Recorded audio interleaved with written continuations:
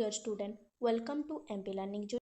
ଆଜିର ଭିଡ଼ିଓରେ ଆମେ +3 ସେକେଣ୍ଡ ସେମିଷ୍ଟରରେ ରହିଥିବା ଓଡ଼ିଆ ଅନର୍ସର କୋର୍ 3ରେ ଯେଉଁ ୟୁନିଟ୍ 1 ରହିଛି ତାର 2 ମାର୍କ କ୍ୱେଶ୍ଚନ୍ ଆନ୍ସର୍ ଦେଖିବା। ଏହା ହେଉଛି ପ୍ରିଭିୟସ୍ ଇୟର୍ କ୍ୱେଶ୍ଚନ୍ ପେପରର ସିଲେକ୍ଟେଡ୍ କ୍ୱେଶ୍ଚନ୍ ଗୁଡ଼ିକ।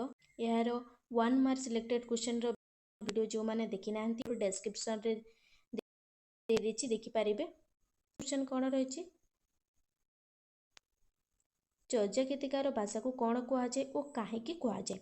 ଚର୍ଯ୍ୟା ଗୀତିକାର ଭାଷାକୁ ସନ୍ଧ୍ୟା ଭାଷା ବା ଆଲୋକ ଅନ୍ଧାରୀ ଭାଷା କୁହାଯାଏ। କାହିଁକି କୁହାଯାଏ? କାରଣ ସନ୍ଧ୍ୟା ସମୟ ବୋଲି ଏହି ଭାଷାର ଅର୍ଥ କିଛି ସ୍ପଷ୍ଟ ବା ଆଲୋକ ଥାଏ, କିଛି ଅସ୍ପଷ୍ଟ ବା ଅନ୍ଧାର ହୋଇଥାଏ, କିଛି ସ୍ପଷ୍ଟ ଥାଏ ଓ କିଛି ଅସ୍ପଷ୍ଟ ଥାଏ। ଏହାର ବାହ୍ୟ ଅର୍ଥ ସାଧାରଣ ସାମାଜିକ ଚିତ୍ର ହୋଇଥିବା ବେଳେ ଏହାର ବାହ୍ୟ ଅର୍ଥଟା ତାର ବାହାର ଅର୍ଥଟା ସାମାଜିକ ଚିତ୍ର ହୋଇଥିବା ବେଳେ ଆଭ୍ୟନ୍ତରୀଣ ଅର୍ଥ ତାର ଭିତର ଅର୍ଥଟା ଗଭୀର ଆଧ୍ୟାତ୍ମିକ ସାଧନକୁ ବୁଝାଏ। ଗୁପ୍ତ ସାଧନା ପଦ୍ଧତିକୁ ଅଯୋଗ୍ୟ ଲୋକଙ୍କଠାରୁ ଲୁଚାଇ ରଖିବା ପାଇଁ ସେ ଦୂରେଇ ରଖିବା ପାଇଁ ସେ ସିଦ୍ଧାଚାର୍ଯ୍ୟମାନେ ଏଭଳି ସାଙ୍କେତିକ ଭାଷା ବ୍ୟବହାର କରୁଥିଲେ। ସେଥିପାଇଁ ଚର୍ଯ୍ୟା ଗୀତିକାର ଭାଷାକୁ ଆଲୋକ ଅନ୍ଧାରୀ ଭାଷା ବା ସନ୍ଧ୍ୟା ଭାଷା କୁହାଯାଏ। ନେକ୍ସଟ କ୍ୱେଶ୍ଚନ୍ କ'ଣ ରହିଛି? ନାଥ ଧର୍ମ ସମ୍ବଳିତ ଦୁଇଟି ପ୍ରମୁଖ ରଚନାର ନାମ ଲେଖ। ନାଥ ଧର୍ମକୁ ନେଇକରି ନେକ୍ସଟ କ୍ୱେଶ୍ଚନ୍ ହେଉଛି ନାଥ ଧର୍ମର ସମ୍ବଳିତ ଦୁଇଟି ପ୍ରମୁଖ ରଚନାର ନାମ ଲେଖ। ସେଟା ହେଉଛି ଗୋରଖ ସଂହିତା ଓ ଅମରକୋଷ ଗୀତା। ତାପରେ ଗୋବିନ୍ଦ ଚନ୍ଦ୍ର ଗ୍ରନ୍ଥଟିର ପ୍ରମୁଖ ଦୁଇଟି ରଚୟିତାର ନାମ ଲେଖ। ସେ ଗୋବିନ୍ଦ ଚନ୍ଦ୍ର ଗ୍ରନ୍ଥ ଯେଉଁ ରହିଛି ତାର ପ୍ରମୁଖ ଦୁଇଟି ଚରିତ୍ରର ନାମ ହେଲା ରାଜା ଗୋବିନ୍ଦ ଚନ୍ଦ୍ର, ତାପରେ ମୁକ୍ତା ଦେଇ। ଗୁରୁ ହାଡ଼ିପା। ମୁଖ୍ୟ ନାୟକ ହେଉଛନ୍ତି ରାଜା ଗୋବିନ୍ଦ ଚନ୍ଦ୍ର ଆଉ ତାଙ୍କ ମାତା ମୁକ୍ତା ଦେଇ। ଗୁରୁ ହାଡ଼ିପା ବା ମହାଯାନର ଦୁଇଟି ବୈଶିଷ୍ଟ୍ୟ ଲେଖ। ମହାଯାନର ଦୁଇଟି ବୈଶିଷ୍ଟ୍ୟ ହେଉଛି ମୂର୍ତ୍ତି ପୂଜା ଓ ସର୍ବଜନୀନ ମୁକ୍ତି। ଏହାକୁ ନୋଟ୍ କରିନିଅ ଏସବୁକୁ।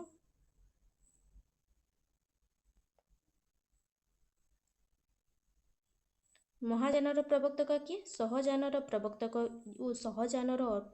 କିଏ? ସହଯାନର ପ୍ରବର୍ତ୍ତକ ହେଉଛନ୍ତି ଲକ୍ଷ୍ମୀଙ୍କରା ଦେବୀ ଓ ସିଦ୍ଧାଚାର୍ଯ୍ୟ ସରୋପଦ। ଭିଡ଼ିଓଟିକୁ ଏପର୍ଯ୍ୟନ୍ତ ଦେଖୁଥିଲେ please like, comment, share and subscribe କରନ୍ତୁ। ଲୁଇପାଙ୍କ ପରିଚୟ ଦିଅ। ଲୁଇପାଙ୍କୁ କେତେକ ଗବେଷକ ଆଦିସିଦ୍ଧ ବୋଲି ଗ୍ରହଣ କରିଥାନ୍ତି ବା ପ୍ରଥମ ସିଦ୍ଧ ଭାବେ ଗ୍ରହଣ କରିଥାନ୍ତି। ନେପାଳ ଓ ସିଦ୍ଧ ପରମ୍ପରାରେ ସେ ଆଦିସିଦ୍ଧ ଲୁଇପା। ଚର୍ଯ୍ୟାଚର୍ଯ୍ୟ ବିନିଶ୍ଚୟରେ ଲୁଇପା ଆଦିସିଦ୍ଧ ରୂପେ ଗୃହୀତ ମଧ୍ୟ। ଲୁଇପା 669 ଏଇଟା ଅଛି 669 ଖ୍ରୀରେ ଆବିର୍ଭାବ ବୋଲି କେତେକ ଗବେଷକମାନେ ମତ ଦିଅନ୍ତି। ସେ ଥିଲେ ଉତ୍କଳୀୟ ରାଜା ବଜ୍ରଘଣ୍ଟଙ୍କ ଗୁରୁ। ଆଉ ଲୁଇପା ଉଡ଼ିଆନ୍ ବା ଓଡ଼ିଶା ପୀଠରେ ଥିଲେ ନିବାସୀ। ସେ ଓଡ଼ିଶାର ଥିଲେ। ସନ୍ଧ୍ୟା ଭାଷା କହିଲେ କ'ଣ ବୁଝ?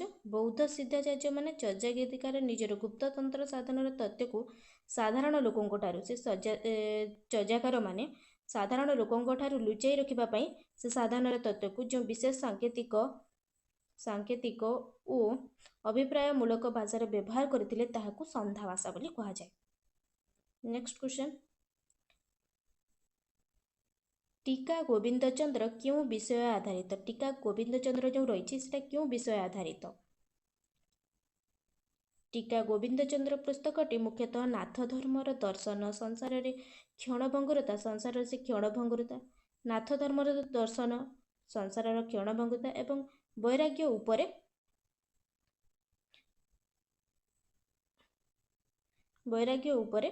ଆଧାରିତ।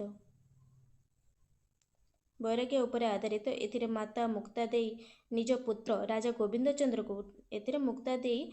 ପୁତ୍ର ଗୋବିନ୍ଦଚନ୍ଦ୍ରକୁ ସଂସାରର ସେ ମାୟା ରହିଛି ଯେଉଁ ମାୟା ତ୍ୟାଗ କରି ଅମରତ୍ୱ ଲାଭ କରିବା ପାଇଁ ଗୁରୁ ହାଡ଼ିପାଙ୍କଠାରୁ ନାଥ ଯୋଗ ଦୀକ୍ଷା ନେବାକୁ ଉପଦେଶ ଦେଇଛନ୍ତି।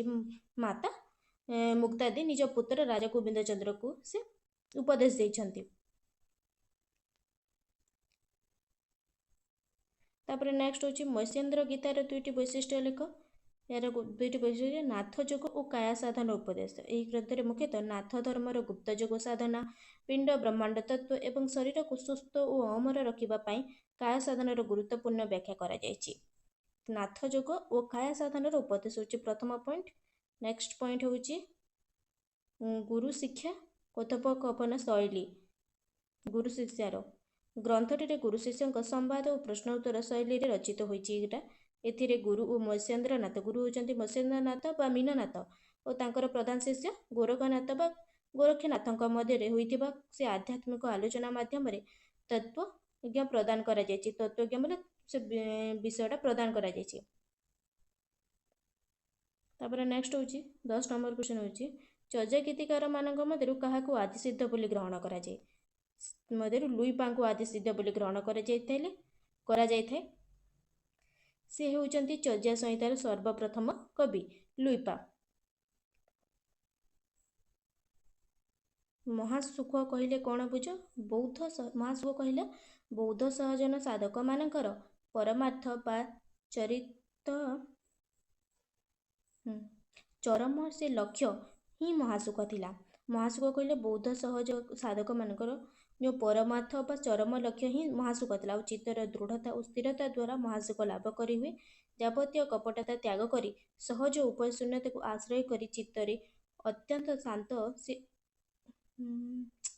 अखंड शांति लाभ करी महासुखटा मिले। तापरे नेक्स्ट होची भाव न होई अभावता जाई ऐस संभो हे को पति आई। यह कहार लेखा? यह कहार लेखा थिला?